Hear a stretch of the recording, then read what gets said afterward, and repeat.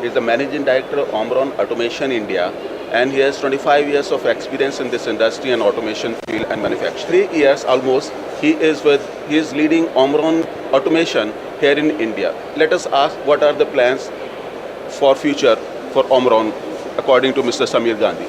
Welcome, Mr. Gandhi. Thank you so much. Yeah. So what are the state of affairs as of now for electronic industry here in India? For electronic industry, I think the state of affairs is pretty good. We have a large consuming class for electronic industry. But as we see, the manufacturing setup for electronic industry is going to become more and more stronger, more and more robust. Of course, there are much better times for the electronic industry going forward. So what is the difference do you find today and in compared to 2014 and also the previous years? Yeah, I see that more and more organizations are willing to invest in manufacturing in India now, even for electronic components and electronic industry. And I believe that's a little different from what it was earlier. So is there any positive change that you find here in India in 2.5 years? I think 1.5 years. 1.5 years, then definitely a positive change. So will it move means in this direction for long, and India will achieve its goal of making India and digital India and the program which the government has already initiated? Yes, I think it should, because the consumption patterns are all there, the demand is in place, and you take the case of, say, something like a smartphone. Today somebody is selling about 1.5 million pieces a month and they are importing it. They do not really have a lot of control on their manufacturing chain. And if they actually start the manufacturing here, they will get not only control over the chain, they will get quality control on the quality, plus they will be able to also reduce the cost, okay, and also make it available to the customers at a much faster rate. Plus, whenever they want to change the design, they do not have to depend on anybody else.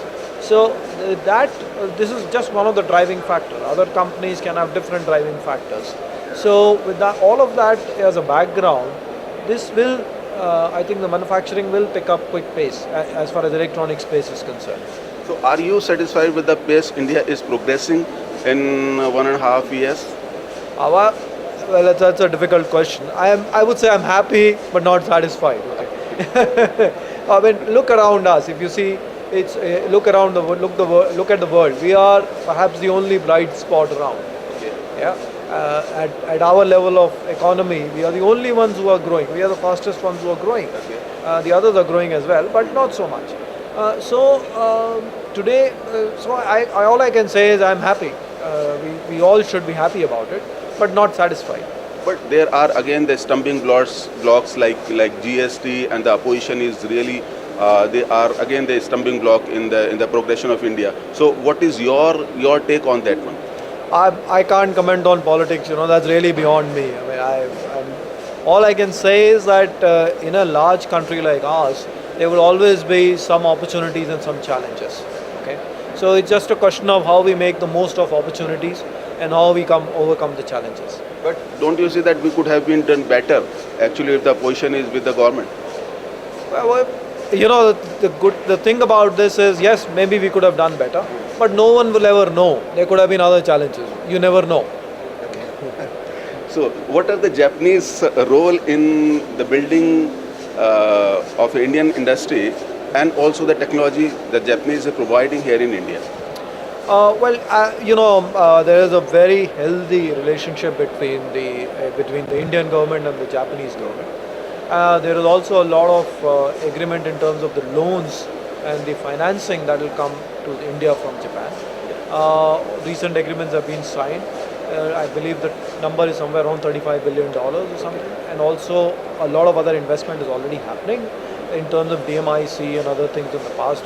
A lot of infrastructure spending is happening, which is financed by the Japanese finance agencies. And more than that, along with that, we also see a lot of Japanese technology coming to India. We see Japanese companies coming to India. We see Japanese manufacturing coming to India.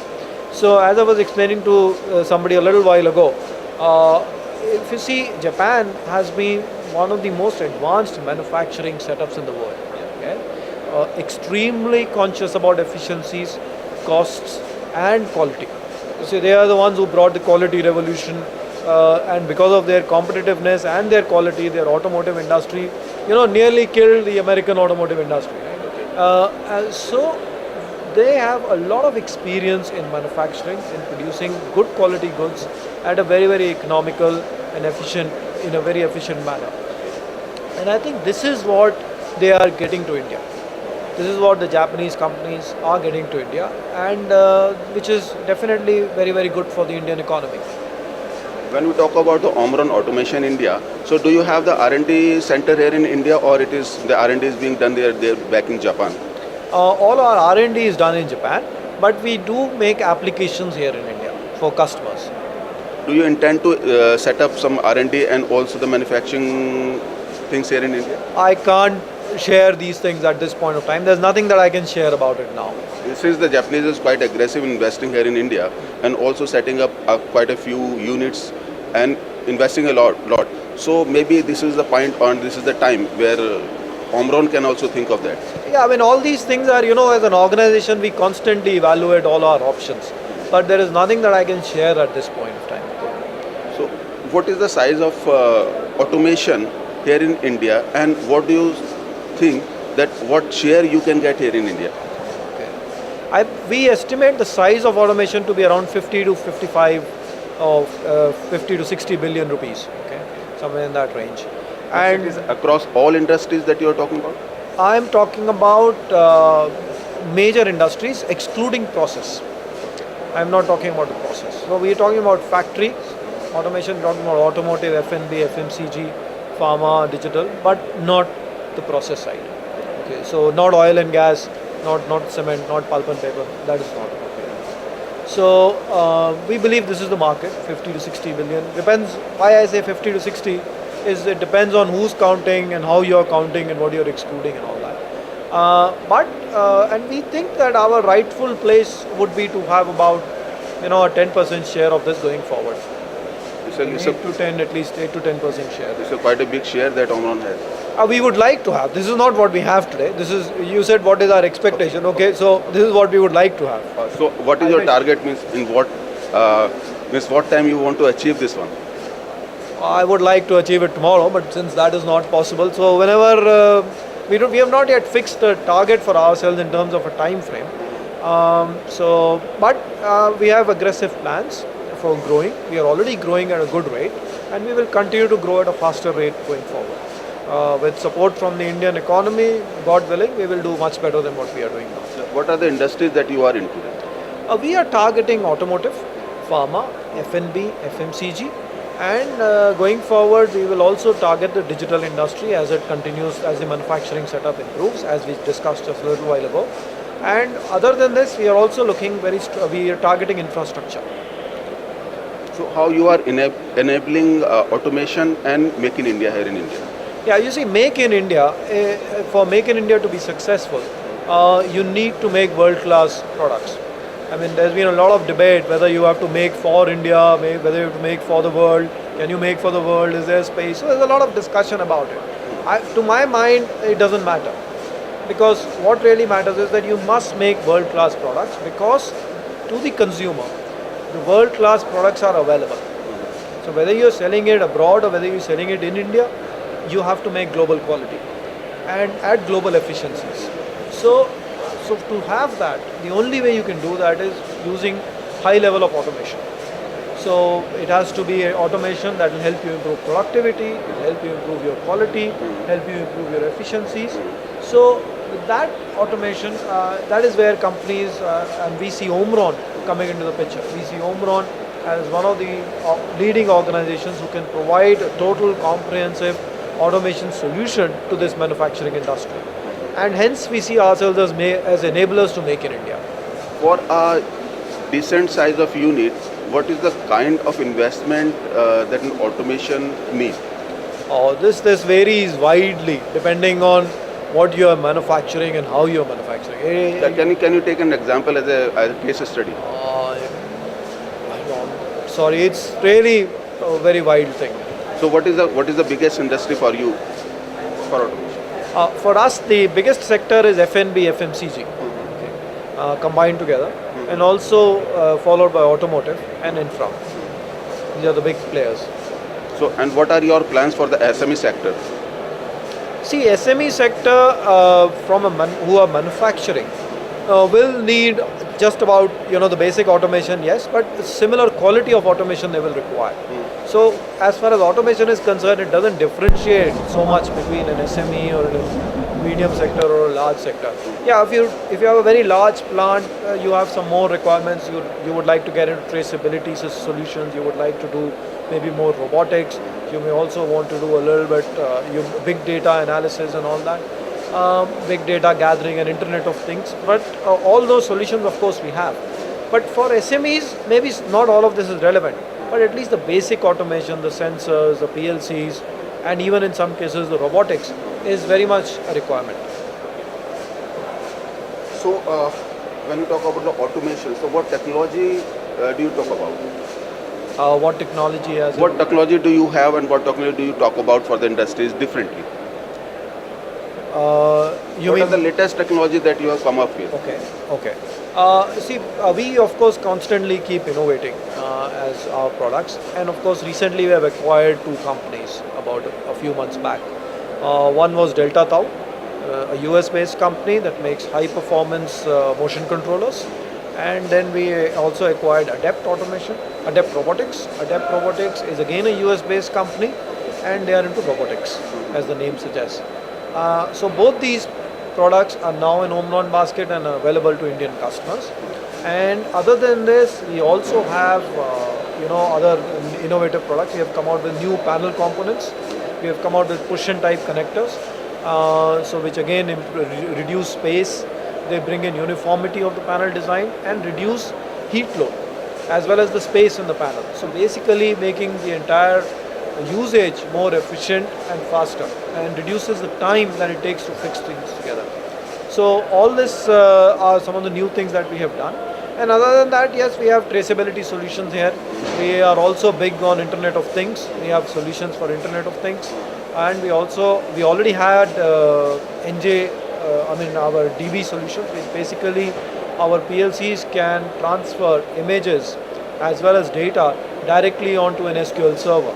So we can directly write to a database. So it helps our customers in traceability solutions. It helps the customers in gathering big data from the shop floor as Internet of Things or whatever, and hence, really have a very efficient manufacturing process. So what bearing it has on the cost front as such? I wouldn't call it cost, I would call it investment, No, but the product must be getting cheaper and cheaper by automating things. Oh, yes. So Yeah. in production. Absolutely. That, all this automation is of no use if it doesn't help the customer in improving its productivity or quality.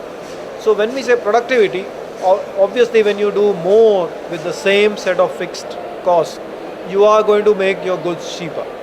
So all of this automation pays back for itself pretty quickly. You are displaying a robot outside. So what does it signify, and what do you want to achieve out of that? We actually have two robo displays outside, right? We have one is the Forpheus. Okay, now the Forpheus is basically a concept that demonstrates Omron's philosophy of making machines work in harmony with humans. Okay, so that's why you see, you don't compete with the robot. You don't compete on the ping pong table with the robot. It tries to return the ball in a fashion that it allows you to gently hit it back and have a longer playing time, a longer rally. So that's a concept that we have demonstrated using Omron technology. It uses the same NJ controllers, a lot of sensors and all that. It is able to do high-speed calculation in terms of ball trajectory and all that. And the other robo that we have is the Adept robo, where you have the SCARA robos, the Delta robo, and the AIV or the Lynx mobile robo that we call it, which is an automated intelligent vehicle, which you have probably seen moving around in the booth as well as in the hall. And so these are the ranges of robos that we have. Besides this, we also have the articulated robo in this Adept portfolio.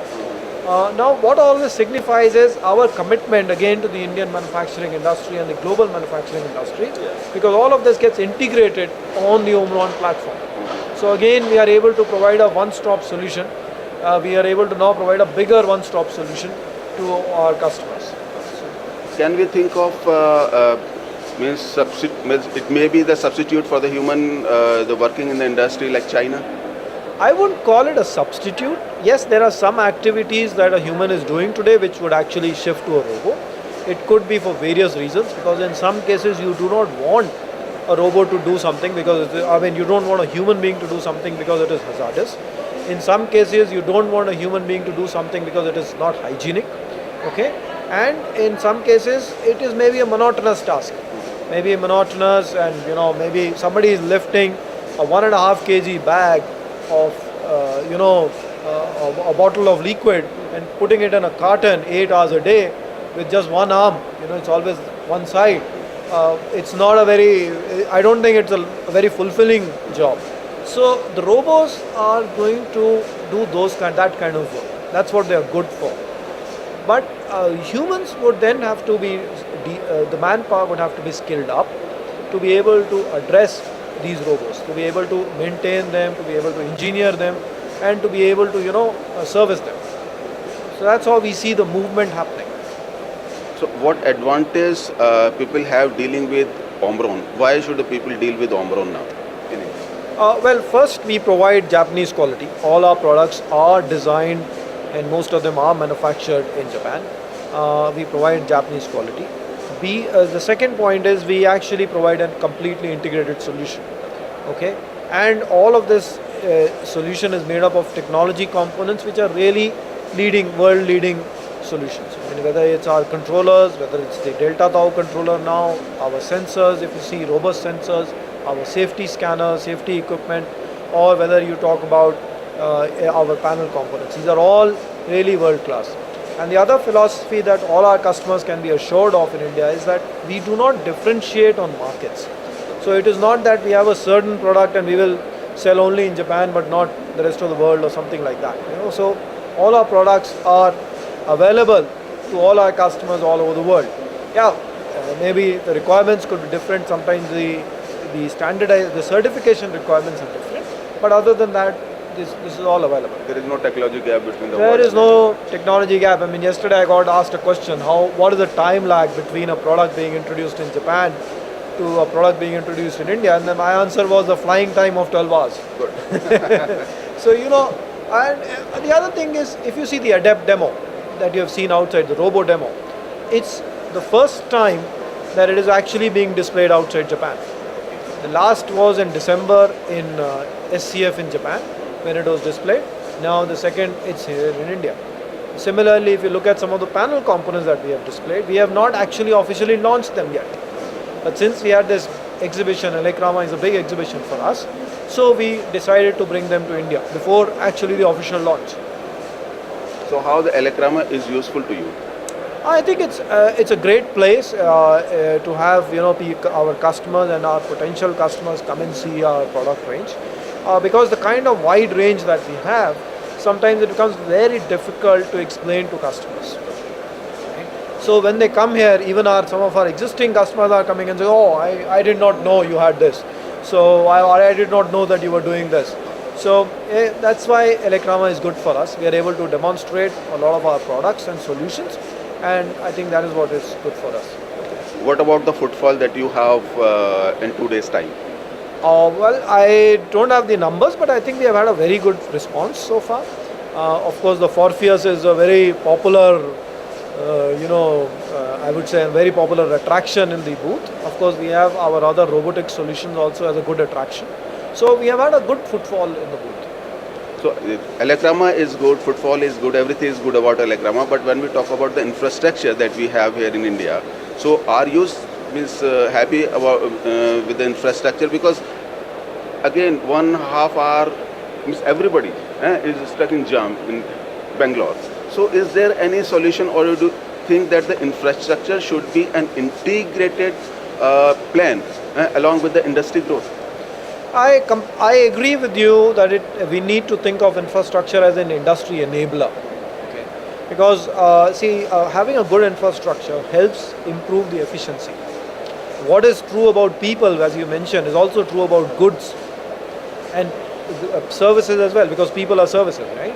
And so when you have a goods that you are not able to, which is taking an hour longer to move to the point of consumption, you have to account for it. You have to invest more in making that goods. Maybe you have to account for all those jams. And this is a very small example. I mean, if you talk about transporting something from Bangalore to Delhi, in any other country in Europe, for example, it would probably be an overnight affair. But here it is like a 4-day affair if you have to transport by road. So I think I agree with you that infrastructure has to become an enabler to the industry. It is an enabler. It has to be seen as one. So investments have to go in that. But I am sorry, I am not qualified to offer solutions for that. No, but there are grievances of everybody that we have to raise our voice is in favor of making it more efficient. I agree, we have to make it more efficient, but we have to also realize at the same time that we are a developing country. It takes time for things to happen, things to settle down. We are doing well for ourselves, but we could do things at a much better and much faster rate as well. So anything else you would like to tell from through ELE Times TV, please? I think I'm done. I think you've asked. We have covered a lot of ground here. Okay. Thank you for asking a lot of insightful questions. Thank you. Thank you very much. Thank you so much.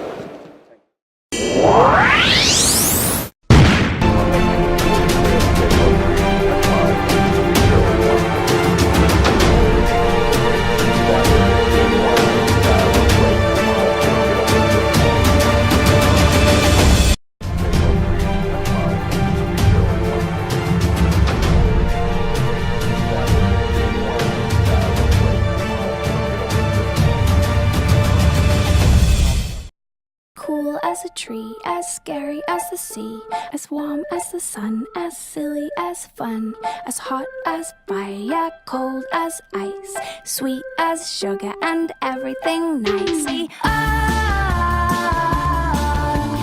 wanna be,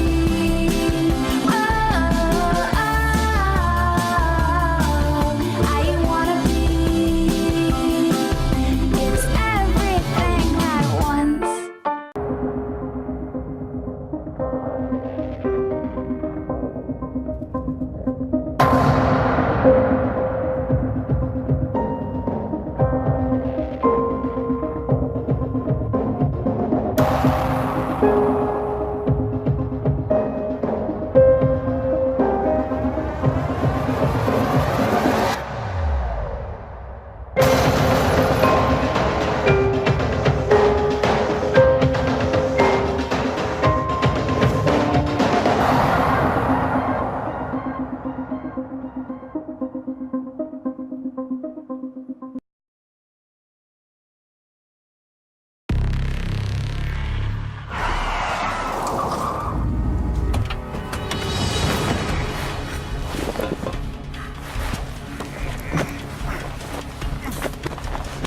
Tough guy.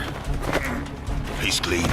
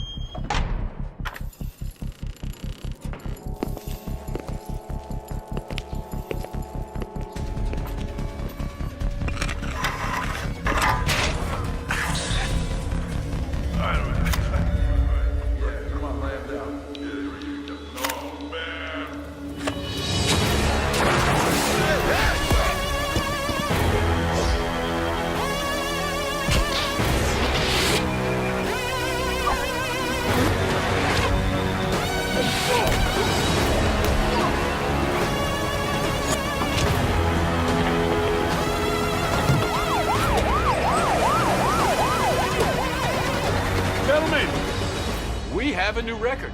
5 minutes, 5 millimeters. That's all it took. You missed it, fellas. The slimmest phone ever. Micromax Canvas Sliver 5. Simple. Slimple.